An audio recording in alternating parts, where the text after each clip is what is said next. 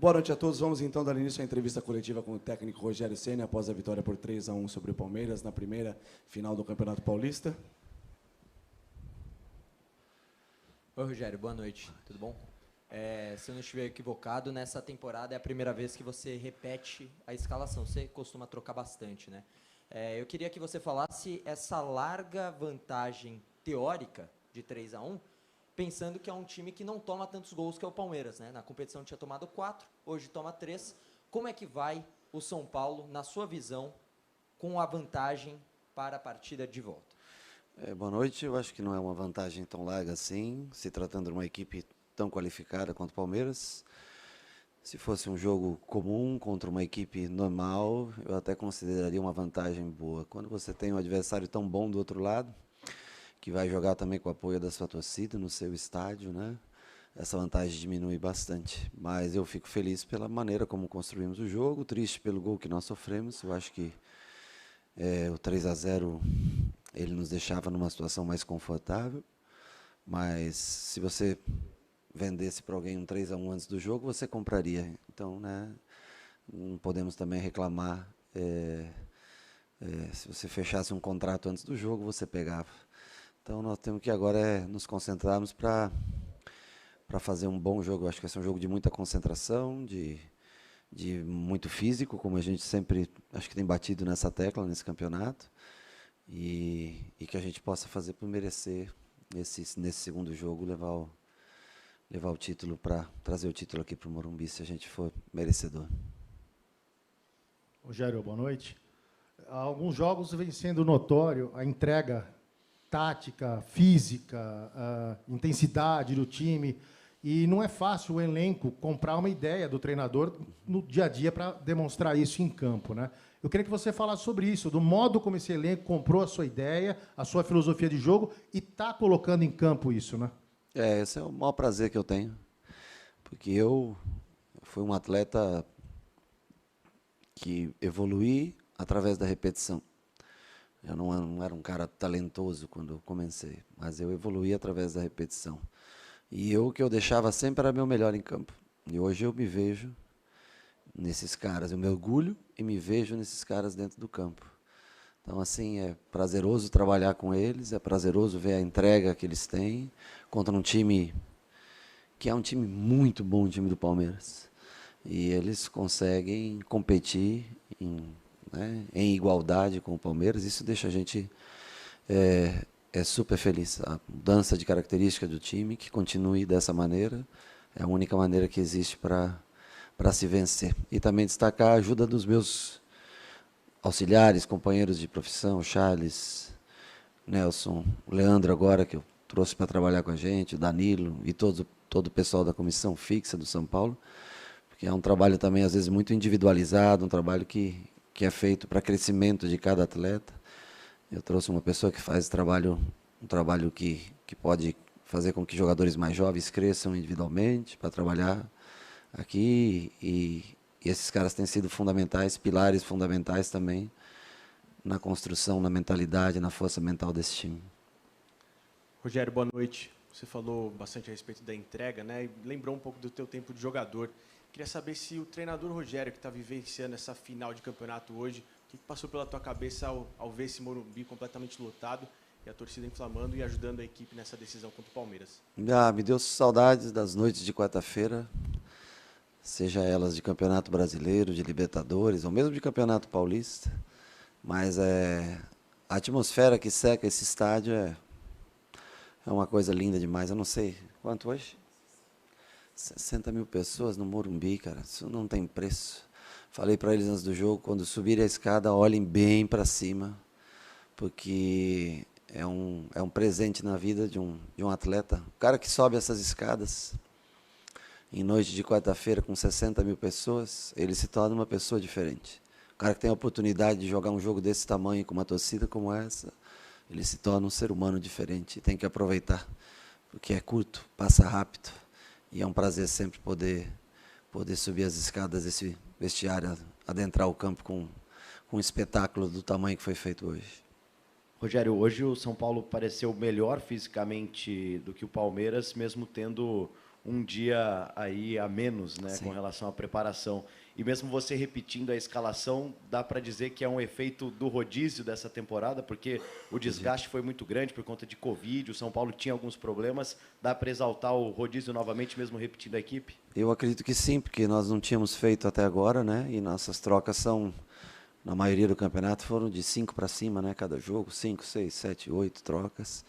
Eu acho que ainda alguns não estão no mesmo nível de outros na parte física, e até alguns que são fundamentais, né? Para a montagem do nosso time na parte técnica, né?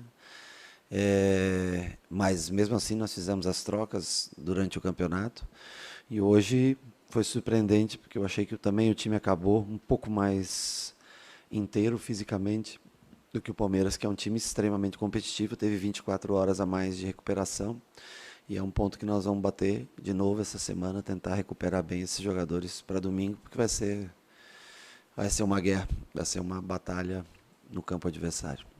Rogério, boa noite. Caleri falou com a gente na Zona Mista que, na opinião dele, os 2 últimos jogos contra o Corinthians e esse foram os melhores do São Paulo na temporada. Eu queria saber se você concorda.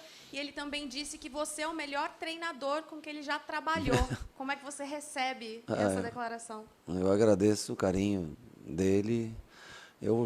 Ele trabalhou com um treinador croata, o Slaven Bilic, que eu pude conhecer, que é um cara fora de série, muito conhecedor do futebol brasileiro. Trabalhou no West Ham com ele, e eu sei que ele era um baita treinador também. Eu tenho certeza que ele trabalhou com gente muito boa, bondade da parte dele. Eu acho que nós traçamos estratégias boas de jogo para esses 2 últimos jogos, contra Corinthians e Palmeiras, conseguimos cumprir, nem tanto por mim, mas sim pela entrega, pela disposição dos jogadores. Eu acho que eles são o fator mais importante para que isso acontecesse. Eu acho que, de fato, o time vem jogando bem, vem conseguindo ter mais oportunidades de gol que o adversário. Às vezes não tem mais tanta posse de bola mais do que os adversários, mas consegue, dentro desse equilíbrio, marcar bem, marcar forte, sair para o jogo. Todos marcam da frente. Eu acho que Éder e Caleri é o exemplo da doação desses caras hoje na parte defensiva. Igor Gomes, Alisson, enfim, teria como citar. Nós temos defeitos, claro. Nós não somos o melhor time tecnicamente, acho que não. Mas se nós mantivermos o foco e cabeça no lugar e a alma e o coração em dia, nós vamos ter chance de brigar novamente no domingo pelo título paulista. E eu agradeço o elogio dele. Fico contente porque é um cara que já rodou o mundo, né? Mas eu sei de bons treinadores que ele já trabalhou. Rogério, obrigado. Se você não assistiu ao vivo, acho que você já sabe que o Abel sentou nessa mesma cadeira e questionou bastante a arbitragem. De repente, não entrando no mérito da questão do pênalti ou não pênalti, enfim. Mas o quanto isso faz parte do jogo, o quanto isso é parte de um competidor e o quanto isso é uma pressão para o árbitro de domingo já, na sua opinião, por favor. Eu não sei do conteúdo da entrevista dele, de fato. Honestamente, eu não vi o lance, mas pelo que as pessoas que trabalham me falaram, que até os comentaristas de arbitragem comentaram como um pênalti, de fato. Eu acho que cada um tem o direito de manifestar a sua opinião. Espero que o próximo árbitro, quem quer que seja, não sei se já foi definido, ou... Se é o Rafael, fica tranquilo. Se é o Klaus, é arbitragem boa, para os 2 lados, ninguém vai reclamar dele, porque é um cara íntegro, correto, deveria ter apitado as 2 finais, de tão bom que ele é. Posso ficar tranquilo que eu não vou reclamar dele ao final do próximo jogo, porque eu conheço o caráter, conheço a qualidade de arbitragem dele. Então, pode ficar tranquilo que vai ter uma excelente arbitragem no próximo jogo. E aí é a opinião de cada um, eu não sei, cada um se manifesta da maneira como se sente melhor. Rogério, por muito tempo a gente viu times no Brasil jogarem com duplas de atacantes. Sim. Né? E hoje não é tão comum, a gente vê o centroavante, pontas. O São Paulo está tendo esse tipo de esquema tático, vamos dizer assim. Como que esse tipo de esquema tático conseguiu se sobressair à defesa do Palmeiras hoje? Porque a gente viu o Caleri brigando muito e não tendo um zagueiro de sobra para pegar caso o Caleri passasse pelo primeiro. Tinha que ficar de olho no Éder também. Então, que tipo de vantagem teu time leva quando você tem esse tipo de ataque? Bom, eu gosto muito das duplas de atacantes, se você lembrar, no Flamengo, Bruno Henrique e Gabriel, no Fortaleza, muitas vezes com Wellington e David, Wellington e Romarinho. Eu gosto muito sempre da parceria, da proximidade.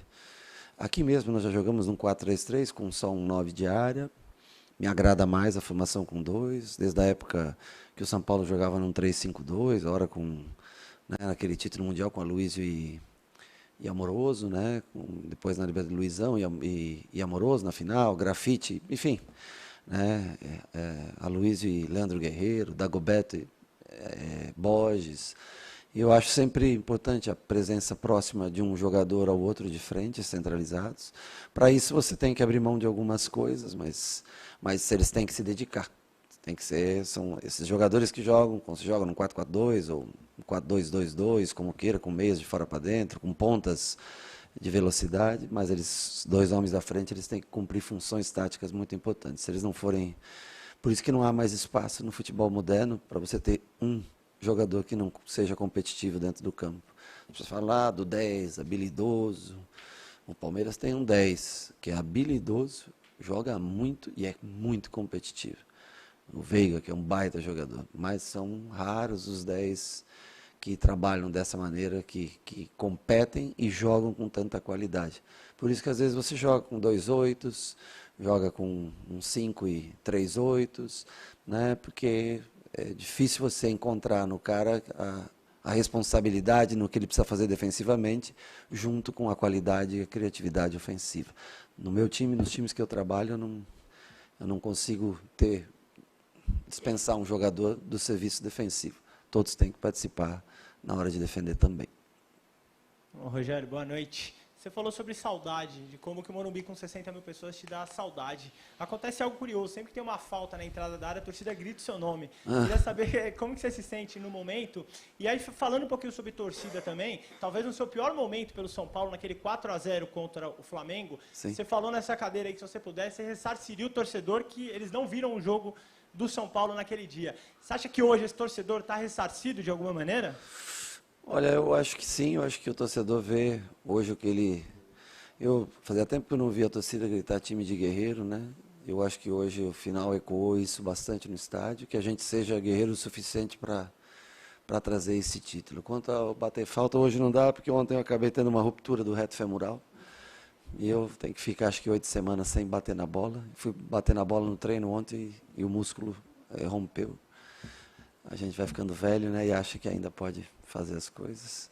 Mas nós temos que bater melhor as faltas quando nós temos, né? Hoje nós, Nestorzinho, nós vamos conversar para bater melhor da próxima, porque bateu no joelho do jogador do Palmeiras. Nós temos que, quando tem uma oportunidade boa assim, temos que valorizar mais. Tudo bem que os principais batedores não estavam em campo, né? O Rigoni, que pega muito bem na bola, normalmente não estava em campo. O Sara, que costuma bater bem na bola, também não estava em campo.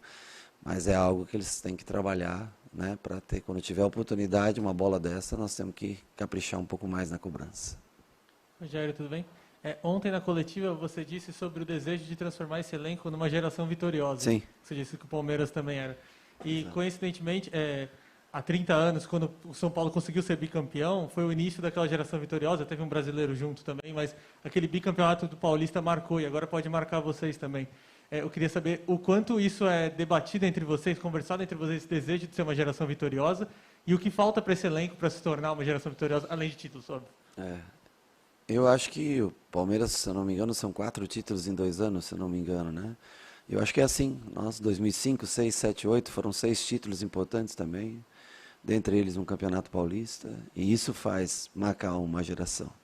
Então, não é meu esse título, mas é do São Paulo. É muitos desses atletas que estão aqui hoje, o título do ano passado. E não tem jeito melhor de você se desenvolver do que se acostumar a vencer, se acostumar a ganhar jogos, se possível ganhar títulos. Eu acho que seria muito importante para essa geração que está aqui, essa geração de jovens jogadores que vieram de Cotia e foram amadurecendo, crescendo.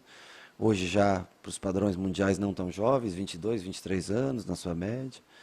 Seria muito importante que eles pendurassem esse quadro na parede. Mas vai depender vai depender muito do que a gente apresentar no domingo, que o time mantenha esse espírito. Também eu falo sempre na parte defensiva, porque ofensivamente eles já sabem a maneira como eu gosto que eles joguem, né, como construam. Então nós sempre batemos na tecla da parte defensiva. Felipe Luiz sempre falava para mim no Flamengo, cara, toma conta da parte defensiva, porque ofensivamente você gosta de jogar e deixa a gente jogar e mostra como caminho. E defensivamente ele sempre me citava o Simeone, né? Bate na parte defensiva, bate na parte defensiva. Então, é por isso que a gente fica chateado como sofre um gol como esse no final, né?